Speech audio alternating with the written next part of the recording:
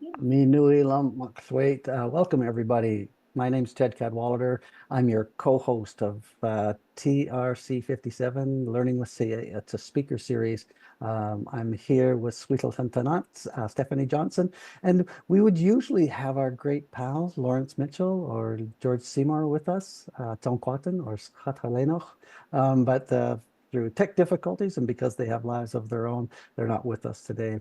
So I just want to honor them, our two colleagues whose ancestors are from the land that we're on here in Hul'qumi'num speaking territory on the west coast of what's now called Canada. We are very pleased that you could join us.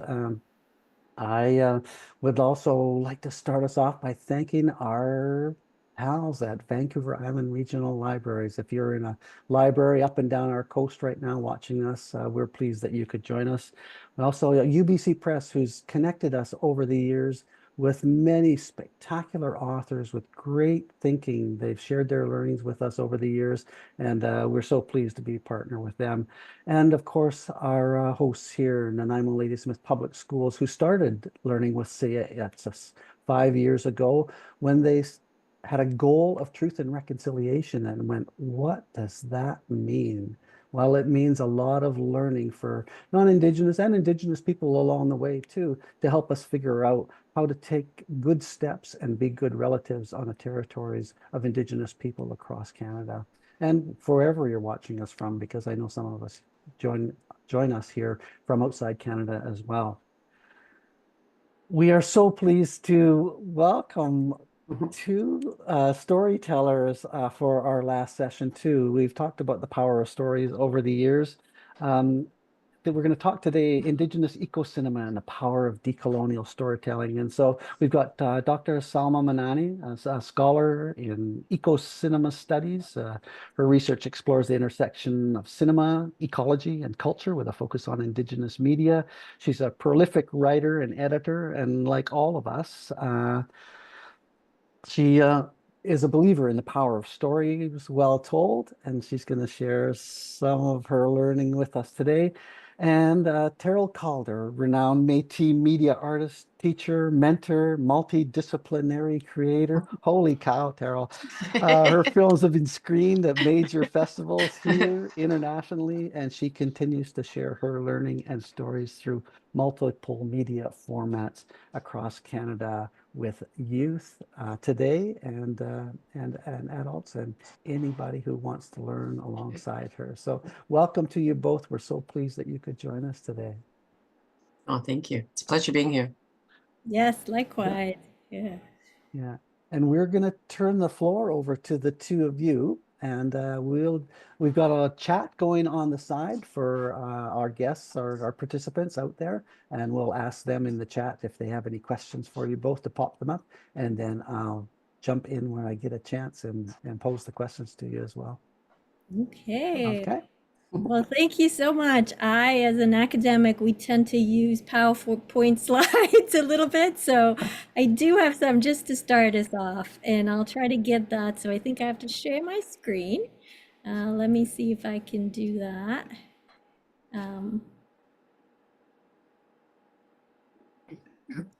Yeah, it's working. It's working. Let's maximize this so you can all see it. Is that good? That looks great. Oh, wonderful. All right. Well, it's such an honor to be here. And more importantly, I think it's such an honor to be here with Terrell, whose beautiful image graces the cover of this book that I had the privilege to work on for years. And Terrell is part of the early, and then she's been someone who's inspired me throughout the process. So I started work on this book in 2012. And as a non-Indigenous scholar, it was really fun for me to think about Indigenous cinema, but I was also very I took my time with it because I felt it was really important for me to be able to really get a sense of what the Indigenous creatives that I was talking to were trying to say, and then how that sort of translates into the cinematic world. And it's been such a pleasure. This is just a version of Terrell's photograph. Terrell, I'm going to share the version that you actually shared with me, which is the whole one. I hope everyone can see that. It's much bigger. I would have loved to have it all on the cover of the book. But they, of course, for the sort of formatting, clip things down a little bit. But the reason, too, that it works so well with this series is, and Terrell can talk a lot more about this, snip is an animation, a short animation about the Indian boarding school experience.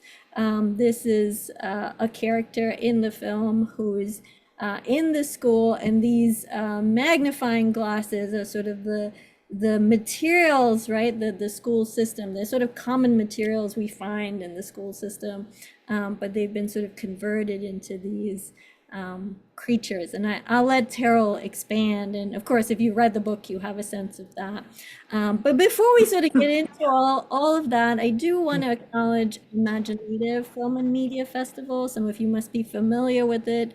It's out in Toronto, and it is the largest Indigenous film festival in the world right now. And I certainly owe a lot of this book to that film festival. I met Terrell the first time she met me and was chatted with me at the film festival. So it's those conversations and that sort of generosity of that space that has allowed the book to happen. So I just wanted to share that.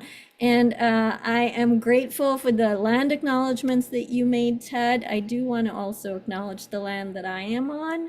I am based in land that is on the east coast of Turtle Island, in what is now Pennsylvania. These lands were, and I say were because there is no tribal nation currently federally recognized or otherwise of the Susquehanna-Conestoga peoples who were considered to have been completely wiped out. And I say considered because there are stories that some of them merged with other neighboring tribes like the Seneca just north of us, but these are their traditional territories. And they, the Seneca, the Lenape, who are just a little bit east of us, as well as so many other indigenous people, continue to have relationships with the land I'm on. And I am so grateful for that because I am able to work with communities in my own area, even though this book is based in Toronto and with lovely Canadian filmmakers like Terrell. So I did want to highlight that as well.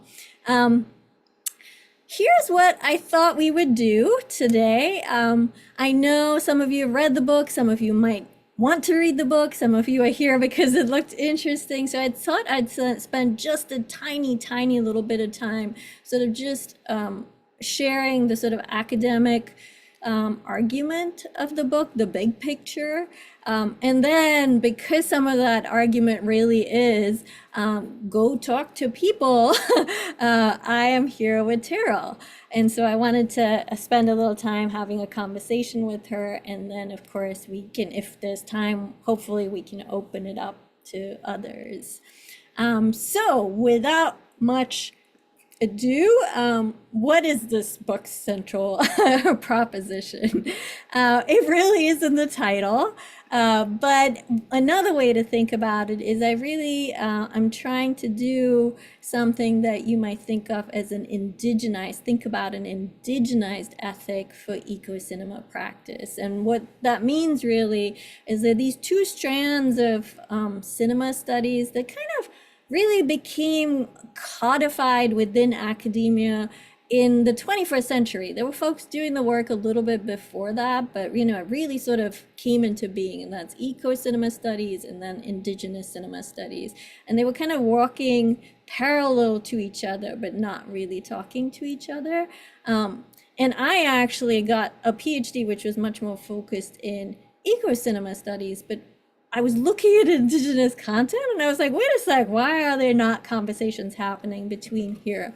And so this idea of an indigenized ethic is really to sort of take the main frames of these two fields, which is the decolonial, right, and the indigenous methodologies, and combine them with what eco-critics were very interested in, which is the ecological framework. So I come up with this term, de-ecocinema. And that is the kind of work that I think Terrell does, because it's both decolonial, but it really has an environmental consciousness as well. And in some ways, I don't think you can separate them. They're just entangled. So that's what I'm trying to say over here. For those of you who kind of like to see yourself doing critical work, I also suggest this concept of de-ecocinema criticism, which is one way in which we can think about how we read films, really paying attention to our own research ethics as doing these two things, right? So what do I mean by that? I'll say just a teeny bit, and then we can move forward. So the teeny bit that I want to say is that this, as I said, this is where I sort of came out of ecocinema studies, and really that ethic is an ecological ethic. And I do say over here, right, if foreground cinema is discursive and material ecological embeddedness. I have on this slide these pictures of work that I've been so lucky and so happy to be a part of over the years. And I felt like I've done a little bit before that, but I felt 2012 was a good year to start, because it also sort of reflects the Truth and Reconciliation report and all the work that was going over there. But what was very and has been very clear to me throughout my career in ecocinema studies is that when I started, most people, when they were talking about ecological, were talking about it with a very Euro-Western white perspective. And as you can see, I am not Euro-Western. I actually come from India. And so there was a little bit of dissonance for me. I was sort of like, wait, hold on a sec. There's so much other stuff going on, and there's so many other films out there. But being in America, one of the things that I was noticing was all the indigenous content that was out there. So over the years, I've really tried to push for that idea of bringing more minoritarian voices, but in particular, indigenous voices into that archive. And for those of you who might not be too familiar with eco-cinema, when I say discursive, it's like, what stories, right? This is a talk about stories. So what are the stories that we put on screen? That's the discursive. And the material really is like, how are we putting those stories on screen? So eco-critics are really interested in, I think this image, this third image over here does a nice job, right? That there are actual materials that go into what we put on screen, whether it's the land that we're standing or the technologies that we're using. This is all environmental. And so we're really, really interested in that as well.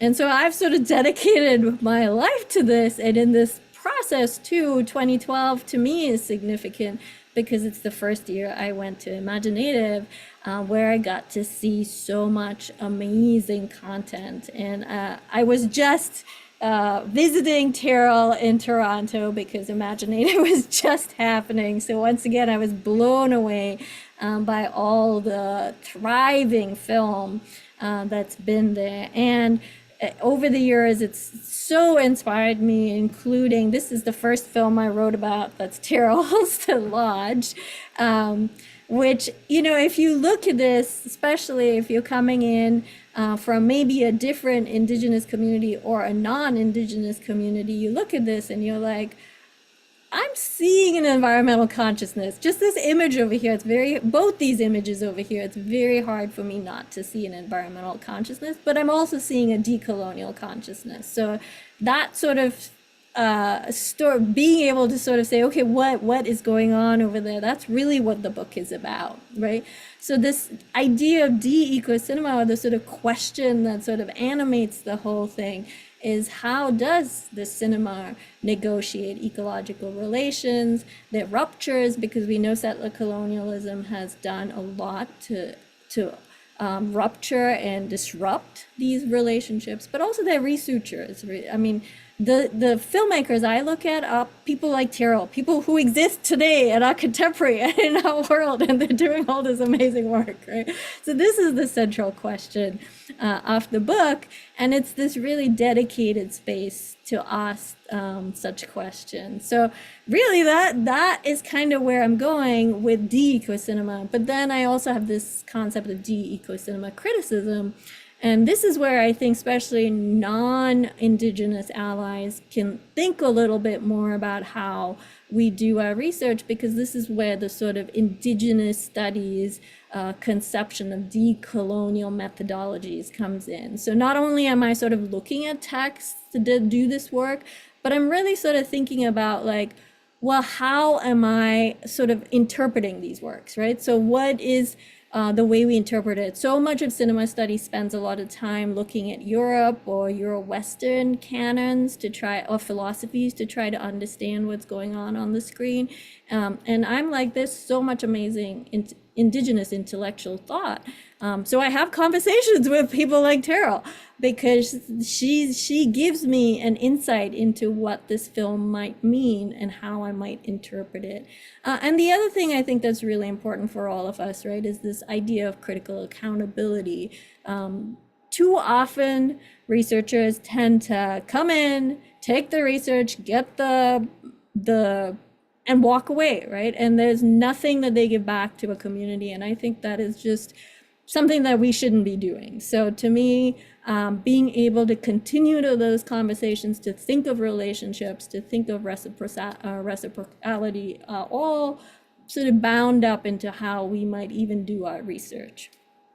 So that's what de-ecocinema criticism asks us to do a little bit more, be a little more self-reflexive about.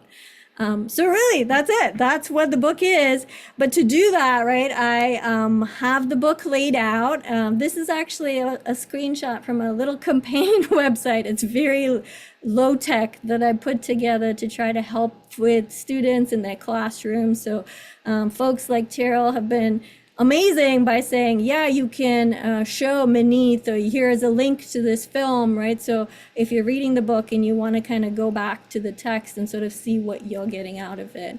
But the book is sort of divided up into these sections. I basically do what I did here in a couple of chapters, but then I spend time on these three concepts, which I think are really key to cinema, and then to environmental issues, and then of course to Indigenous issues, which is place. Place matters. Time, how are we thinking about time? How does cinema help us think about time? And then of course feelings. My colleague Adrian Ivakiv, he says it so well. He says, images move us, right? They're moving images. And so that idea of thinking about feelings all are entangled. And this is still that Terrell lent me from Kiweda, another film, which is also about the Indian boarding school experience that she let me use for the website. But because I'm talking about time specifically in the book when I'm talking about Terrell's work, but I don't think those can really be separated from things like place or feelings. It's all sort of entangled. And the book, of course, is separating them a little bit to help us think one thing at a time. But what I want to do now, and when we have time, is sort of open it up a little bit more to this conversation with Terrell, and in some ways recreate what I do when I chat with filmmakers, right? Which is ask them all sorts of questions and just listen. So Terrell, are you okay with me opening it up and turning it to asking you some questions? Sure. I did. Terrell was so generous, and she let me into her studio. So I hope this is okay, Terrell, that I've shared the animation set of a very exciting new film she's working on, and there she is in the background to give you a sense of scale of herself. But for that idea of the materiality, it's just so fun to be on a creator's set, and so to see how the story is literally coming to life. So yeah, so Terrell, I had a couple of big questions that I ask in the book as well, but I think it's fun to share over here. And the big question, I guess, is right. How do you see ecological, environmental consciousness in your films? And you have such a big archive, so have at it. Well, it's the first film I ever made. I don't think, because I came from a background of fine art, and the first film that I ever made, I think I started understanding the power of what cinema is and what it can do, instead of telling people how you feel, sharing your point of view and how powerful that is, especially with reclaiming story, identity, and kind of unraveling a lot of things are notions that kind of are out there. And so something my dad said to me early on, and it was funny and it really hit me. He was like, I don't know if that's a memory I had or if that's a film I saw as he gets older. And how powerful cinema is that it's fantastic art to watch art or things. And I think I always make things to ask questions, things that I think are important politically to discuss or talk about. So many amazing Indigenous artists are reclaiming the media and they're changing the conversations. I've been making films for 20 years, and just to be able to see that difference of course it's like this, of course it's like that, en masse, how people and have embraced, and it's altered the course of not only filmmaking as a medium, but people's perceptions of who we are, what we do, and how we live, and to make the Indigenous identity not just one, big nation, but all of the great facets and experiences that people come from. It's very powerful. No, so it's amazing. So now I'm teaching. And I'm sorry. This is how we actually really talk. I'm all over the place. Hopefully I've circled around back to where I need to be. So, Terrell, that was a lovely big picture of it. But the things that I love about your films, right, is that I think when we were in your studio just last week, I was looking through that. Terrell's got these photographs of every single film she's made, and as we were looking at them, I was like, there are animals in so many of your film characters, right? And so that to me is very much a way of thinking about ecological consciousness, in maybe you could say a little bit more about how come characters are part of your worlding or your story worlding. Why the animal characters are specifically? Well, no, not specifically, but why do you have animal characters in there? Like, what do a lot of them stand, humans transform into animals, your animals transform into humans. So what's going on sort of there? Because to me, that's very ecological. That's a sort of kinship relationality thing that you're getting at. And I don't know if that's something you want to talk about. You could also say no. You want to talk about things.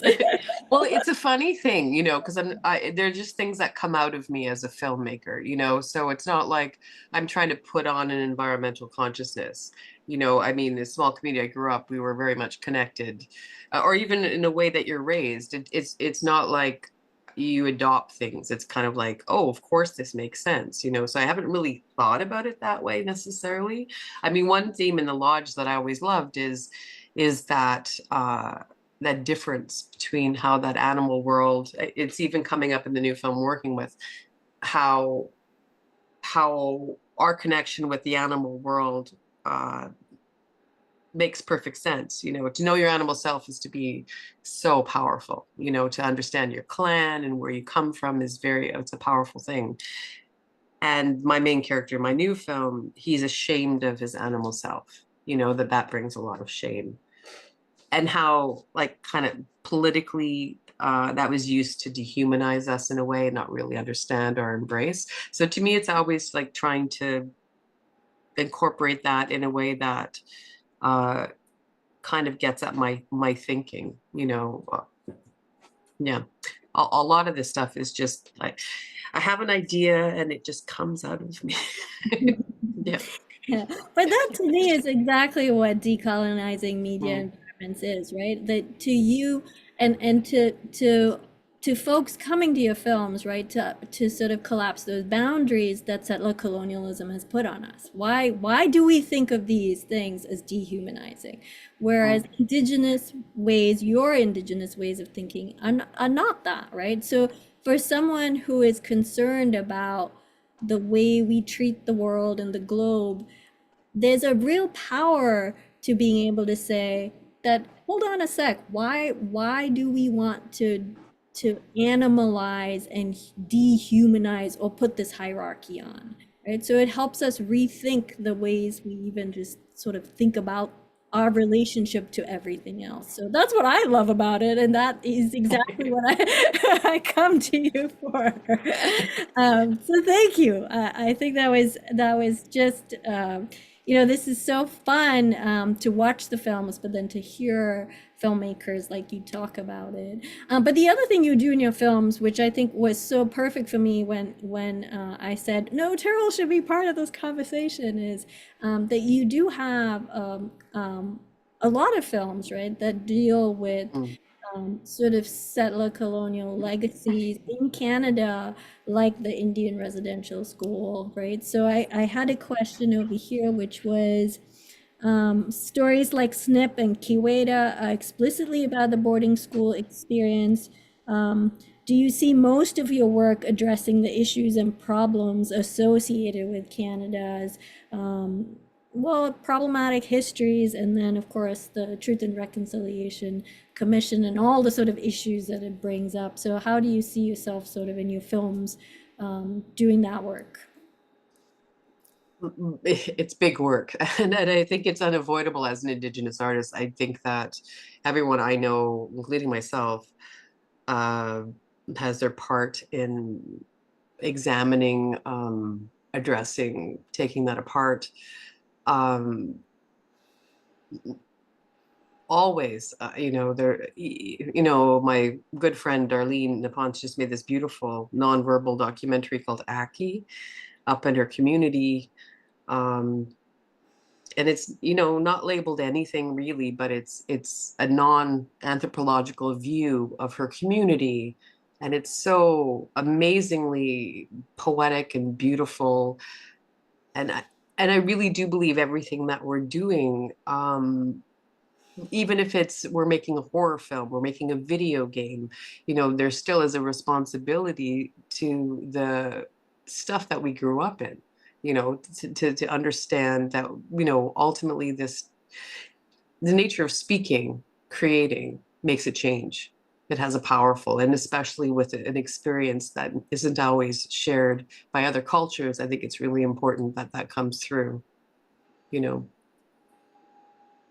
Yeah, absolutely. Yeah, and certainly, for I think I've shared Snip with so many people, and since the book has been out, people have. I did have a colleague of mine ask me for your email, Terrell, recently. I Mm. don't know if she emailed you, but I've been getting a lot of requests, so to say, where can we watch these films, right? So I Mm. think getting the word out has been so useful for folks. Yeah. Mm. Um, the other thing I wanted to talk about is that you're an animator, and I wanted to talk a little bit about the role of animation in particular, and how you sort of see that both decolonizing and, for lack of a better word, ecologizing, right? Because I think they can't be separated. But yeah, what does animation do for you as you're thinking about cinema and your actors? Why animation? By animation. That's a great question, and it's one I get asked a lot, which I think is amazing. Uh, I was traveling the community with my friend who is a filmmaker, and I would teach animation and she teach filmmaking. You know, I think animation in our communities, because we are so craft oriented and we've always been making things and figuring out things. It's really easy. Not everybody's a filmmaker. You know, some people are on the spectrum like myself, and they want to actually sit in a dark room, but they still have something amazing to say. And to me, it's important that I give everyone tools. You know, to be able to tell all of their stories and bring them to screen. Animation also, this is my pocket answer. When people ask me this, it also takes the edge off some of the difficult stories we need to tell. You know, that it makes the content more accessible. You know, there's some horrific things that need to be discussed. Animation is a poetic way to unravel, but still bring to light those truths. Yeah. And can you talk a little bit about your earliest animations and maybe the way you've sort of evolved that process, and whether you know, when I first talked with you in 2014, uh, you were like, I'm low budget, I do things small scale, and I said that's perfect environmentally, right? Because so much of Hollywood, etc., is just this huge crazy production where there's so much waste. But you become more and more famous over the years, so I am so curious what you think about the way you do production, the sort of ways in which you first, one, how you animate, what you think about when you animate, and then two, if your process of animation has become I guess bigger, or yeah, that's the sort of, those are the two questions. Well, it's funny when I teach, because everyone's, you know, wanting to have these big budget films, and I talked to a woman, Michelle Derosier. She lives in Thunder Bay. She's amazing.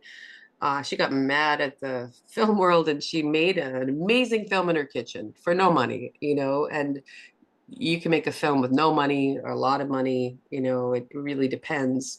During COVID, I did a series of teaching videos, how to make, like how I used to make things when I was a kid. We didn't have an art store, we didn't have things, and we weren't always getting rid of things, you know. So you always look at something before it goes away and say, can I repurpose this? Would this make a, you know, would this make something else? Living in a remote community means you don't have a lot of access to things, but if you have creativity, you kind of have actually more possibilities. It makes you think of creative solutions around things. A lot of people, like, because I even when I went to art school after growing up in community, it was like, oh, I can just buy everything, and then I'm like, but you know, I mean, there's a real money to be made in art supplies, because it doesn't mean it's not going to make you a good artist. You know, a pencil and a piece of paper and figure it out will do the same thing, you know. So and so that's the way I teach. Whatever ability, whatever materials you have, whatever resources you have, you can do it, and you can make something extraordinary. You know, you just need blind determination, a story, and patience, which, I mean, we're all beaters anyway. Of course, we have patience tenfold. So make it happen, you know, and I'm there to support people. Yeah. Yeah, I love that, and I just love being in your studio last week because all that sort of comes through, just the amazing ability to take things and sort of rethink how they are with very, you know, just archival photographs is something that you're working with, and I just think that's so wonderful. So if anyone is in Toronto, I'm opening up her. Put No, down. will have to invite you. Cheryl will have to invite you in to it. But what I have hopefully from this little bit, and I know we are running to the end of time, but hopefully from this, you get a sense, right, of how I sort of think of my research. It's very much a conversation. It's very much thinking through and listening to what folks are doing. And really, it's what Terrell, you're saying here, right, in terms of um, I'm not thinking ecological. I heard that again and again and again, right? Because it's so entwined in the way a lot of indigenous intellectual activity is happening. And that to me is what decolonizing media environments is all about. Because cinema is often considered a cultural product, and culture is considered separate from nature in the Western world. And those just, that's not often what I see when I speak with and when I see Indigenous cinema. They're entwined. Nature is part of culture. And so it's really fun to have these conversations, to learn about the discursive and the material. And yeah, I want to be able to have other questions if there are, because Terrell's got so much to share. So I will stop and asking you questions and turn it back to our moderators. Thank you, Salma. Thank you, Terrell, too. I like seeing the gap bridged oftentimes when we have academics and practitioners together. The finding that space between them is the space that I love. Partly because it takes me back when Stephanie and I were working with Nanaimo Ladysmith Public Schools, and we asked for guidance on this path around what reconciliation would look like. And we had some beautiful, determined, and patient elders with us. Scott Helenek was one, and Auntie Joan Brown was another, and Lawrence Mitchell, again in our territory. And it was work to try to find that space between what Auntie Joan and Lawrence and George are trying to tell us and how the organization thought about the world, because they thought about them in two totally different ways. One was very mechanistic, and one was very, um, Auntie Joan would say, not so much. It's just one thing. And you guys keep trying to make it into a whole bunch of other little things that don't know each other very well, and working in silos, right? And the school district works on deadlines and policies.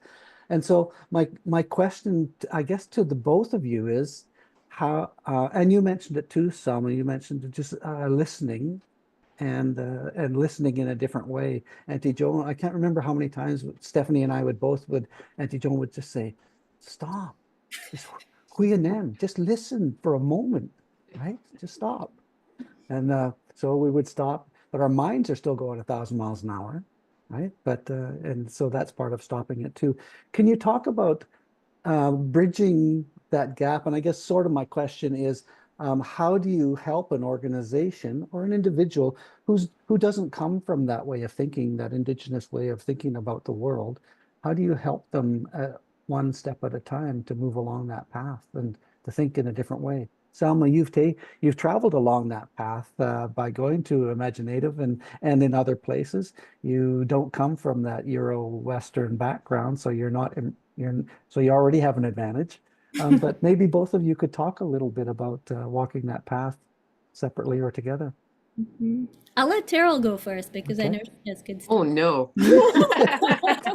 Yeah, so because a part of it is teaching, right? And you Mhm. have to be patient to be a teacher. You have to have a story. And Auntie Joan and George shared tons of stories with us that have helped the district move along a path. But maybe yeah, Mhm. talk a little bit about that. Uh, I always have a story. I'll try to be Yeah. fast. I'm Okay. sorry. Yeah. Yeah. Um, I got to be a part of this great committee that somebody gave the school board a lot of money to make it more Indigenous and bring an awareness to the school. And everyone, and all of those positions were always satellite positions. People kind of plopped into a different reality and then asked a bunch of questions and then plopped out, and then they checked the box. And, I was honored to be on this panel with amazing people from many nations all around. I think it was really important, and it's important for me to have this space. Like, to me, to have this space and people come to me and talk to me in a different way and not be a satellite within institution where suddenly, because those expectations of me changes too. When I'm asked to go in, check some boxes, because I'm still fitting into their structure.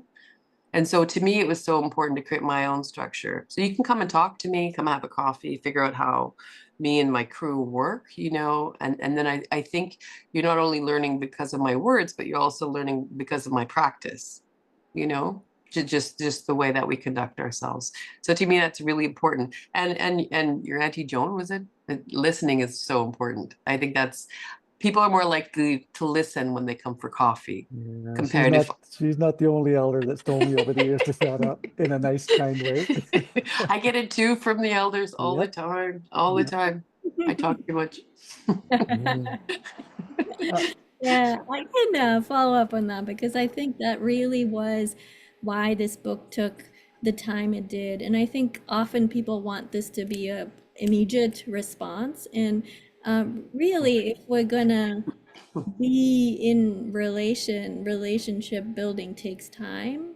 And so to me, it was very important to go into spaces like Terrell's, to go to Imaginative, as opposed to saying, hey, so and so speaker, come in or just tell me about your film, right? So I absolutely agree with that. And I do always tell my allies who want to do this work is like, remember, it will take time. Like nothing happens over, or you don't expect things to happen overnight, because that's that's just not being it is just not a sustainable way to just be like, I'm gonna learn it and I'm gonna know it. It's always learning. You're always learning as you go through the process. So yeah. yeah. Hopefully, you're always learning. And Terrell, thank you for mentioning that it's better if the organization or the person steps out of their role and comes into your world. Um, because it's yeah, because when you're in the organization's world, it's really hard to change your mind and to see something different because the machinery just keeps moving along. We've got a great question from Tara. She says, following on Salma's mention of the artificial separation of culture and nature, can either of you describe some more conceptual disconnects you see reflected in Western or white cinema? Assumptions that are embedded and not questioned. I can go just because the book gets into Yeah. this, right? So Mhm. the sort of three frames are place, time, and feelings, and those are very much the way cinema theory thinks about these things tends to be very much from Western white conception and blinders. So, just to take, for example, the example of feelings. Um, for the longest time, right, white culture said, well, your mind and your body are completely separate. And if your body, if you're feeling feelings, that's like irrational. That's not important. That's a hierarchy. And then Westerns, scholars actually said, oh, wait, hold on a second. The mind and body are entwined. But what I found so fantastic when talking to filmmakers is that it's not just mind and body, it's mind, body, and land that are connected. And we're not quite there as yet within our sort of Western white conception of like, wait, how are mind, body, and land connected, right? But if you just stop a minute and you think about it, you're like, I think they are. When you're in a certain environment, you cannot help feel a certain way, which makes you think a certain way. So that's one example that I think was so fun for me to really, and I did have this, I had never articulated it, but when I had these conversations, particularly with Zoe Hopkins, she just sort of a light bulb went off in my head, and I was like, of course, that's it. Those are all. That's how I have to articulate it, not just mind body, but mind body land. Um, That's amazing. Follow up. I keep going on about my friend Darlene's film because I love it so hard, and you have to watch it too. It's Mind, Body, and Land. Especially trying to get the film produced was really hard to pitch it to people who are not Indigenous because they wanted that study of Indigenous people from a like they had never seen anything like this before. Selma, you have to see it. I'll have to send you a link because it's so incredibly powerful and so apparent in this film, that connection. It's Yeah. beautiful and transformative, actually. Awesome. Yeah. One of our most amazing friends, Laura Tate, would like to ask a question of you. Stephanie and I hold Laura very close in our heart, and her mom. She says Terrell's words about animation being a poetic way of unraveling difficult truths really resonates with me. I would love to hear more about this process and way of thinking for her. Cool. Yeah. It's really funny. Anytime I make a film, I have to be a little bit terrified to make it. So I think there's a lot of bravery bringing our stories to screen, you know. I do try to find other ways to get at things I think are important to bring to dialogue, maybe things that I don't feel like are being discussed. As a filmmaker, I never try to say I know have all the answers because I don't. It's always about evoking discussion.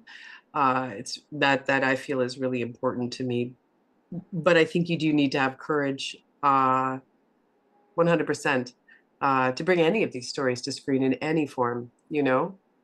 And luckily, there's a great Indigenous not animation. I'm making an animation community. There's a great Indigenous filmmaking community, and we do support each other because it is a lot of heavy lifting, often, to have that courage to be able to bring these stories to screen. Yeah, I know that both of you if the bio is correct, are doing some work around an Alana's also in celebration. Yeah, so a lot of our filmmakers, one here on the West Coast, Barb Cranmer, we lost a number of years ago too, a filmmaker of great renown. So there is that that community across Canada for sure. I don't know if either of you are looking in the chat, but Laura says, Sister Terrell, you are my hero. I needed your words today, as your thinking is universal to other aspects of life. You are courageous. Yeah. Thank Yeah. you. Miigwech. Yeah, She hit the miigwech. mark She got a there. big one. Yeah. When we first started this work in the Nanaimo Ladysmith Public Schools, we were gifted I'm going to say it's a graphic, but it's a way of understanding the world that would hopefully help the organization move forward. And it goes like this. Everything started with land. Land was here first. And then the plants came, and the land taught the plants how to get along with each other. And then the animals came, and the land and the plants taught the animals how to get along with each other. And they used the language of this land to do that. People came last, and so if they slow down and pay enough attention, they will learn that culture and language came out of that relationship with the land and the plants and the animals. And if they learn to become part of that, then they will become healthy, spiritually, emotionally, physically, and mentally. And then there's a possibility of higher learning. So it was that little story that connects it all back to land. And so we've traveled this path with storytellers such as yourselves over the years, trying to connect it back to that, I guess, that original connection and reciprocal relationship with land. And so I would pose to both of you that the question is, how does your work help strengthen the people who are watching your films or reading your work, Salma, that reciprocal relationship with land? Yeah, that's a tough question, right? And I think Tara will say this. We send our work into the world, and I love it. This is Terrell's quote, right? And they take on their own lives, right? And and then they come back to you sometimes, and they tell you things that they've learned, right? This is Terrell and her movies going off as they need.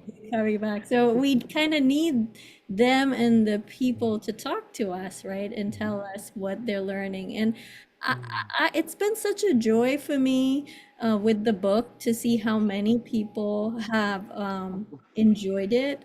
I was so honored when Imaginative actually put it on their online shop, and 40% of the book's profits are going towards imaginative and indigenous creatives.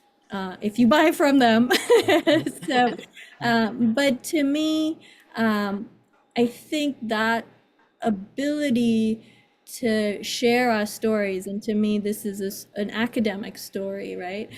Of learning to watch films a way that maybe my colleagues, especially in the academic world, haven't thought about watching films in different ways.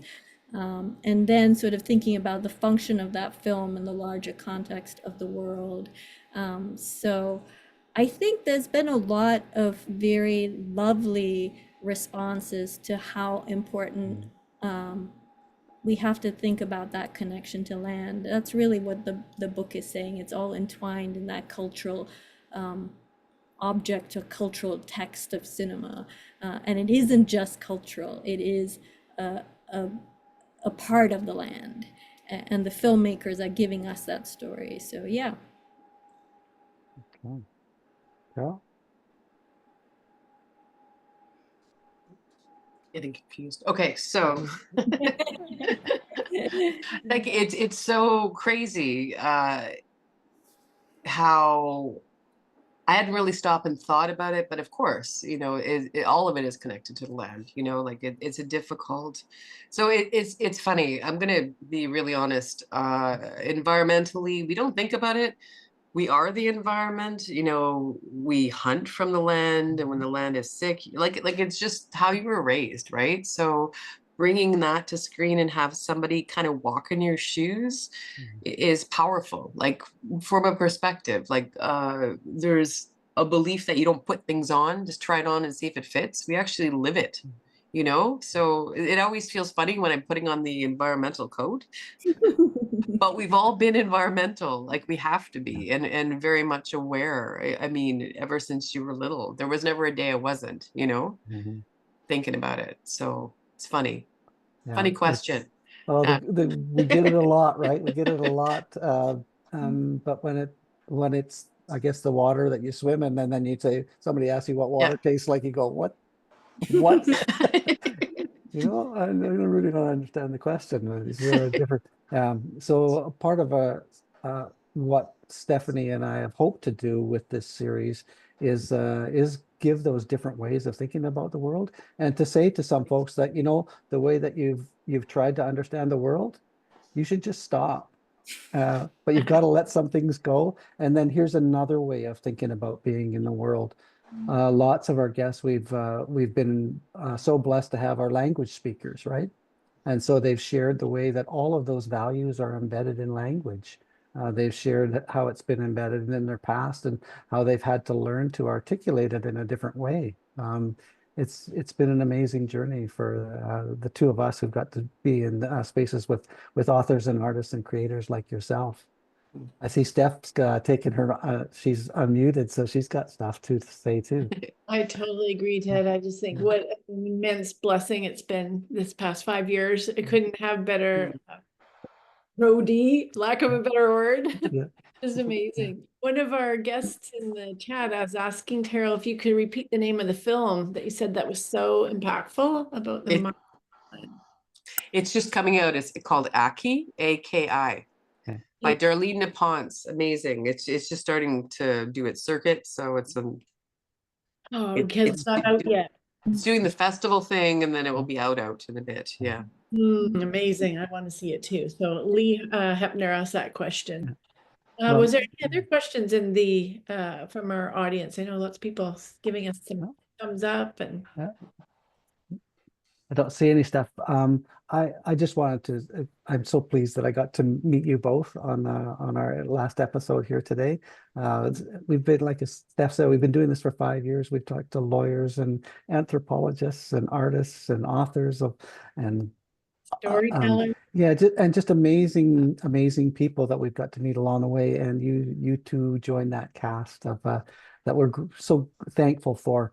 We are both of us of Indigenous backgrounds following this path as well, and learning a ton from knowledge keepers such as yourselves. And so I just wanted to wrap it up with a great big thank you to our sponsors along the way, and we're so pleased that the both of you could join us for our last episode of season 5. Well, thank you. It's been Okay. such a pleasure, really, and it's an extra pleasure to be here with Terrell. I hope folks will sort of go look at her work too, because it's, if you haven't, it's just fantastic, and it gets you, blows your mind. And thank you to Ted and Stephanie for reaching out. It really is so fun. Our pleasure. Oh, thank you. It was my pleasure being here. And Selma, you're being too nice. It's so nice. All right. Thanks everybody for joining us.